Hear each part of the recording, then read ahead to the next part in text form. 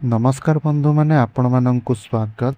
आजिर एही राशिर कार्यक्रमकु आजिर एही राशिर कार्यक्रमटी मेष राशिर व्यक्ति विशेष माननक पई बहुत गुरुत्वपूर्ण रहिबा पई जाउअछि। काहेकि ना आजिर एही राशिर कार्यक्रम रे मेष राशिर व्यक्ति विशेष माने जानिबाकु पाइबे जे सेमानंकर एही 2026 मसीहार अगस्ट मासटी किपरि रहिबा पई जाउअछि, केउं सबु परिवर्तन सेमानंक जीवन रे आसीबा पई जाउअछि। एहा सहित एही वीडियो रे आपण जानिबा पई पाइबे जे आपणकर नवग्रह मानकर स्थिति किपरि रही अछि। एहा सहित स्वास्थ्य, शिक्षा, प्रेम जीवन, वैवाहिक जीवन, भाग्य, क्यारियर, व्यापार वाणिज्यर स्थिति संपर्क रे मध्य आपण विस्तार भाव में जानवे एवं भिडियोर शेष में जो अशुभ ग्रह माने आपण को खराब फल प्रदान करुछंती सेमानंक पई किछि विशेष प्रतिकार गुड़िक जानवे। से आपण भिडियोटी को शेष पर्यंत निहाती रूप में देखंतु। आउ जदि भिडियोटी भल लगे तबे भिडियोटी को गोटे लाइक करंतु। तले कमेंट बॉक्स रे जय श्री हनुमान निश्चय रूप में लिखि दियंतु। तेबे बंधु माने चलंतु सर्वप्रथमे जानिबा आपणकर नवग्रह मानकर स्थिति संपर्क रे। तो आपणकर सूर्य तृतीय घरे अछंती 4 अगस्त पर चतुर्थ घर को चली जिवे। मंगल चतुर्थ घरे अछंती 17 अगस्त रु से आपणकर पंचम घर को चली जिवे। बुध समग्र मास सारा आपणकर चतुर्थ घरे रहिबे। देवगुरु बृहस्पति मध्य चतुर्थ घरे बुधंक साथी रे अवस्थान करुछंती। शुक्र पंचम घरे, शनि द्वादश घरे, राहु एकादश घरे एवं केतु पंचम घरे अवस्थान करिछंती। तेबे बंधु माने एहा तो थिला आपणकर नवग्रहंकर स्थिति। वर्तमान चलंतु जानिबा आपणकर स्वास्थ्य किपरि रहुअछि एही अगस्त मास 2026 रे।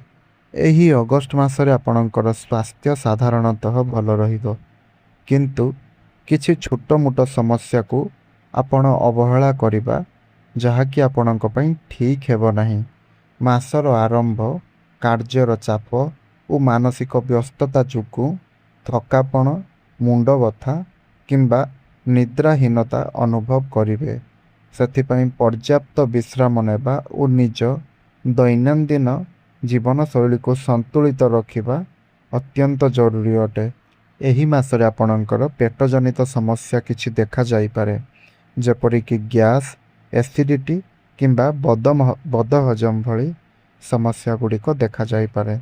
तेणु करी आपण बाहरर तेल मसला खाद्य और अनियमित खाद्य अभ्यासरू दूरेई रुहंतु। घरोई और सतेज खाद्य खाइबा सहित पर्याप्त पानी पियंतु। नियमित सकाळे हनुमान हालुका व्यायाम, प्राणायाम किंबा योग करिबा द्वारा शरीर और मन उभय सुस्थ रहिबो। जेउ व्यक्ति मानकर पूर्वरु रक्तचाप, सुगार किंबा गंठीवात भली समस्या रहिछि सेमाने औषध और डाक्तरंकर परामर्श को जमारू भी अवहेला करिवे नाही। एही समयटी वर्षा ऋतु थिबारु थंडा, काश किंबा भाइराल संक्रमण आपण सतर्क रहिबा आवश्यक। शिक्षा तो शिक्षार क्षेत्र होता है पंचम घर। तेबे बंधु माने छात्र छात्री परिश्रम और सफलतार यह मास बोली साब्यस्त हेब। आरंभ रे पाठ पढ़ारे एकाग्रता रखिबारे किछि असुविधा आपणकु हेब।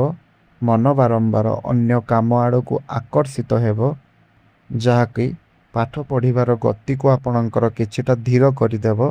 किंतु धैर्य और नियमित अभ्यास बजाय रखिले एही समस्या धीरे धीरे दूर मध्य हेब। जेउ छात्र छात्री माने प्रतियोगितामूलक परीक्षा, सरकारी चाकरी किंबा उच्च शिक्षा पई प्रस्तुत करूछंती सेमानंक पई एही समय बा एही मास अनुकूल रहिबो। नूतन विषय शिखिबार आग्रह बढ़िबो एवं कठिन विषय को मध्य सहजरे बुझिपारिबे। शिक्षक किंबा गुरुजनंकर मार्गदर्शन आपणक पई बहुत लाभदायक साब्यस्त हेबो।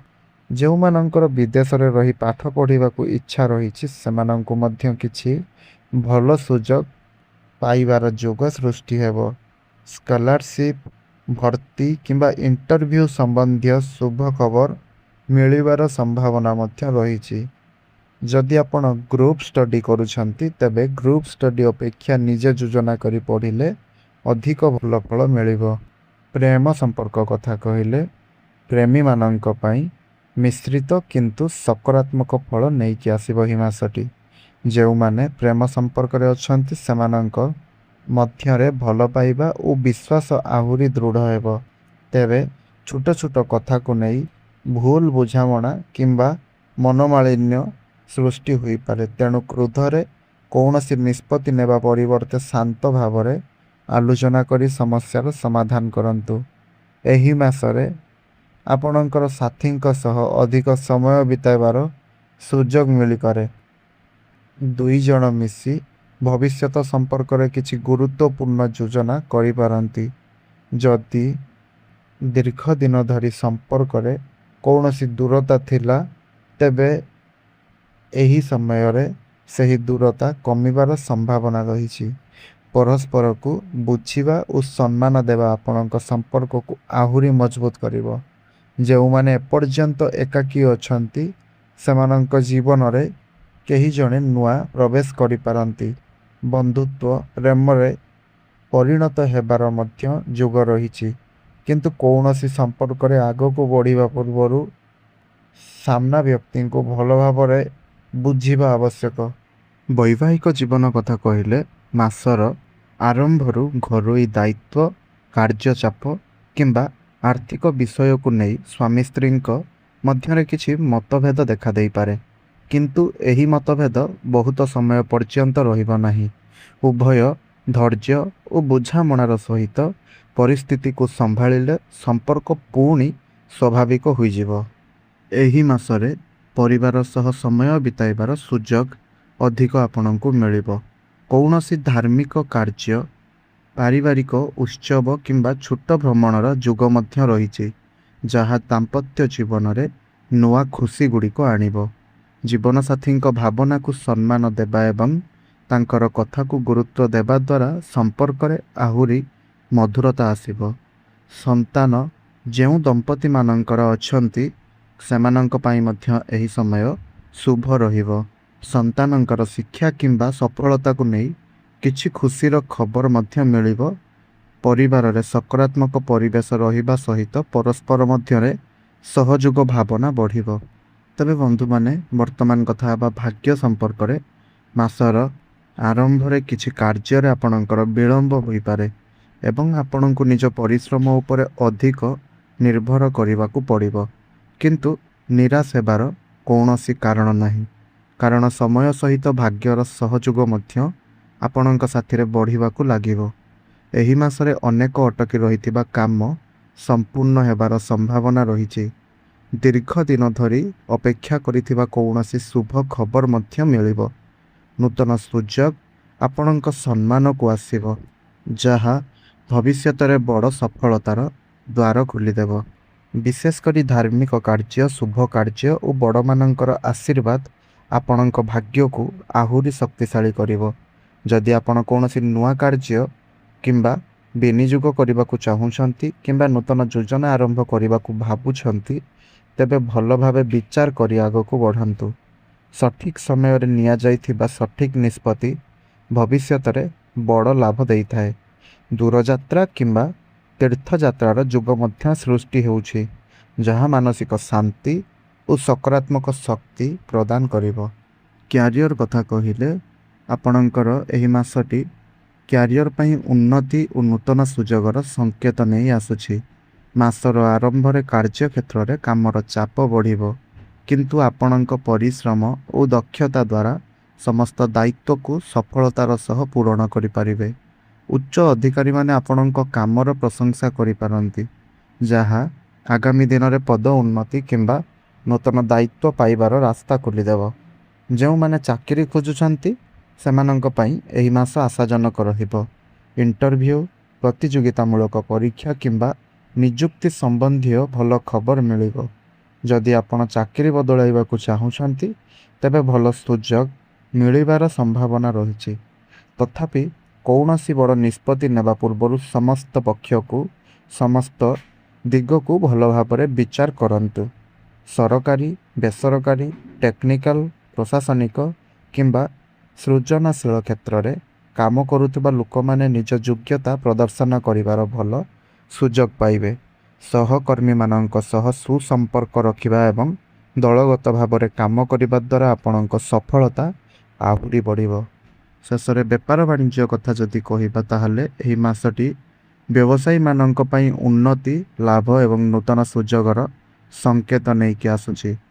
ମାସର ଆରମ୍ଭରେ ବ୍ୟବସାୟରେ କିଛି ଉତ୍ଥାନ ପତନ ଆପଣ ଦେଖିବାକୁ ପାଇବେ, କିନ୍ତୁ ଏହା ଆପଣଙ୍କ ପାଇଁ ଅସ୍ଥାୟୀ ରହିବ।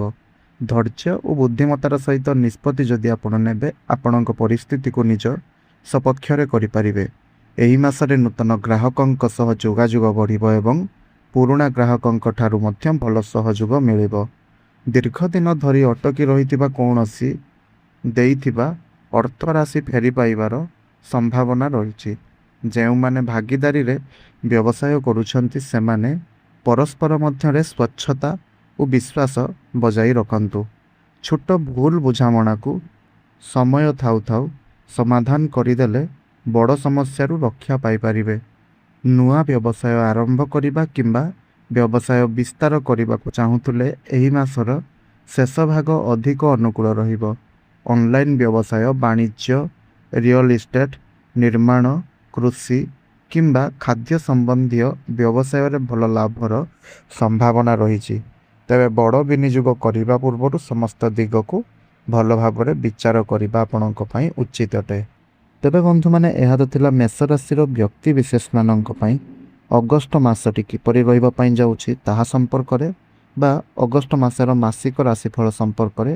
ତ ଏବେ ଆସନ୍ତୁ ଜାଣିବା ଶେଷରେ କିଛି ବିଶେଷ ପ୍ରତିକାର ଗୁଡ଼ିକ ସମ୍ପର୍କରେ। ଯେଉଁ ପ୍ରତିକାର ଗୁଡ଼ିକ କରିବା ଦ୍ୱାରା ଯାହା ବି କିଛି ଅଶୁଭତ୍ୱ ଆପଣଙ୍କ ଜୀବନରେ ଆସୁଛି ଏହି ମାସରେ ତାହା ଆପଣଙ୍କର ଦୂର ହୋଇଯିବ। ତେବେ ପ୍ରତିକାର ସ୍ୱରୂପ ଆପଣ ଭଗବାନ ଶିବଙ୍କୁ ଜଳ, କ୍ଷୀର ଓ ବେଲପତ୍ର ଅର୍ପଣ କରନ୍ତୁ ଏବଂ ଓମ୍ ନମ ଶିବାୟ ମନ୍ତ୍ର ଜପ କରନ୍ତୁ। ପ୍ରତ୍ୟେକ ମଙ୍ଗଳବାର ଦିନ ପ୍ରଭୁ ଶ୍ରୀ ହନୁମାନଙ୍କର ଦର୍ଶନ କରନ୍ତୁ ଏବଂ ହନୁମାନ ଚାଳିଶା ପାଠ କରନ୍ତୁ। ଗାଈକୁ ସବୁଜ ଘାସ, ଗୁଡ଼ କିମ୍ବା ରୁଟି ଖାଇବା ପାଇଁ ଦିଅନ୍ତୁ। ଗରିବ ଲୋକମାନଙ୍କୁ ନିଜର ସାମର୍ଥ୍ୟ ଅନୁସାରେ ଅନ୍ନ କିମ୍ବା ବସ୍ତ୍ର ଦାନ କରନ୍ତୁ। ପ୍ରତିଦିନ ସକାଳେ ସୂର୍ଯ୍ୟଦେବଙ୍କୁ ତମ୍ବା ପାତ୍ରରେ ଜଳ ଅର୍ପଣ କରି ଓಂ ଘୃଣୀ ସୂର୍ଯ୍ୟାୟ ନମଃ ମନ୍ତ୍ର ଜପ କରନ୍ତୁ। ଦେଖିବେ ଆପଣଙ୍କ ଜୀବନରେ ଯାହା ବି କିଛି ଅଶୁଭ ପ୍ରଭାବ ଆସୁଛି ତାହା ସବୁ ଦୂର ହୋଇଯିବ। ଧନ୍ୟବାଦ।